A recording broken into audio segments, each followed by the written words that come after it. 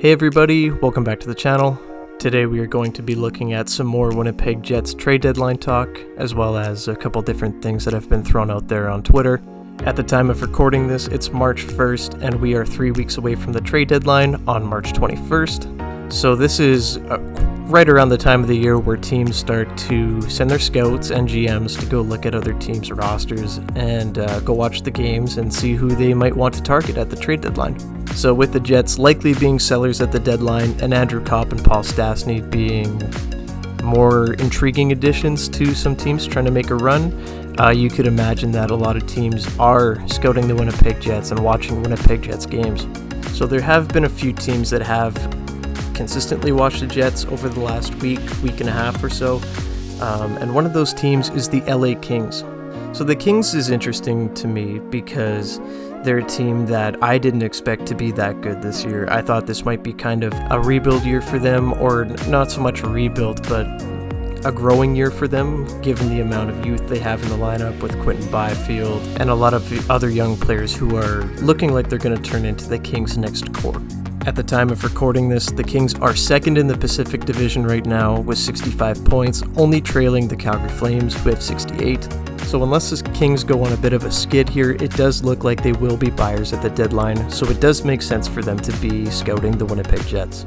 So one thing to note though, over the last week and a half since the Jets have played Minnesota where Andrew Copp got hurt, he's been out of the lineup. So one of the only super obvious Jets targets that are playing in that stretch of games where the Kings were scouting would have been Paul Stastny. Now you could argue that, hey, maybe it's Brendan Dillon, maybe it's Nathan Beaulieu. I don't think it's Brendan Dillon because I don't think they want to add a veteran defenseman with term at the moment.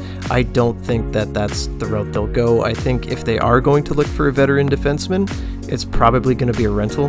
But with that said, I do think that their scouts were sent there to watch Paul Stastny.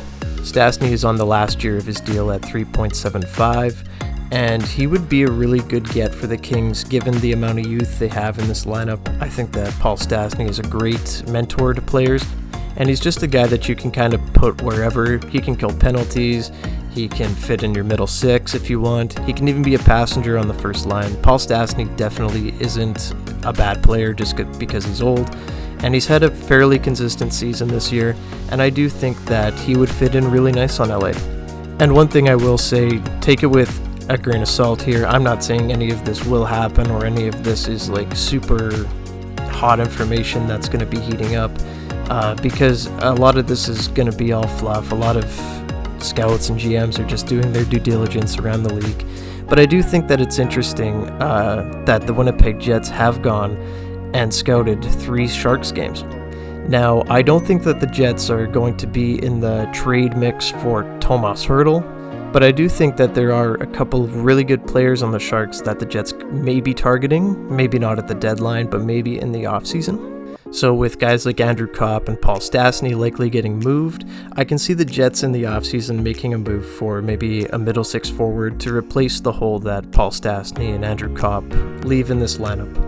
So one player that I do think that the Jets could be looking at, and that is really intriguing to me, is Alexander Barbanov.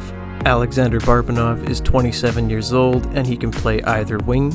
But with the Sharks having to sign key RFAs like Mario Ferraro and Dahlin, and still trying to have to figure out a Hertl deal, and with William Eklund coming up, I do think that Barbanov could be out the door at the trade deadline because the Sharks don't want to lose him for nothing.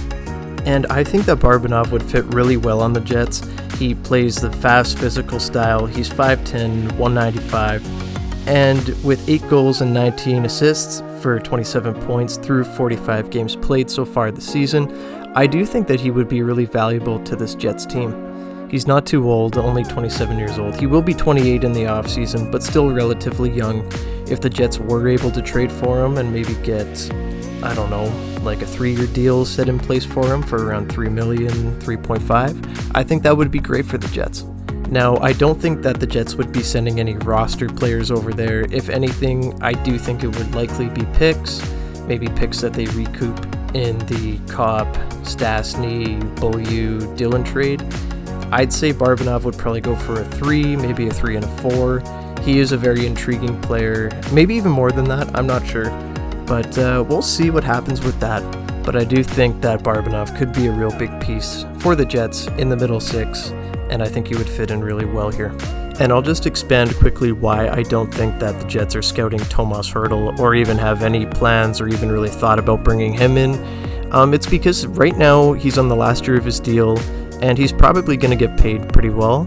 And not only that, there are going to be lots of teams trying to trade for Tomas Hertl who are in a playoff spot or pushing for a playoff spot, and the Jets aren't going to be one of them. They're not going to unload the farm for Tomas Hertl right now. That's not what they're going to be doing. They're going to be selling.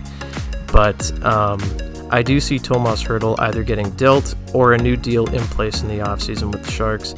We'll see what happens, but I find it extremely unlikely that he'll be headed to Winnipeg. Yeah, so with that said, I just wanted to go over those. It's been a little slow with the trade talk lately. We are 3 weeks out from the deadline. I'm expecting it to heat up more. If you guys would like me to talk about other stuff going around in the NHL in terms of the trade deadline, I'm open to that as well. Leave a comment if you want to hear me talk about other teams aside from the Jets.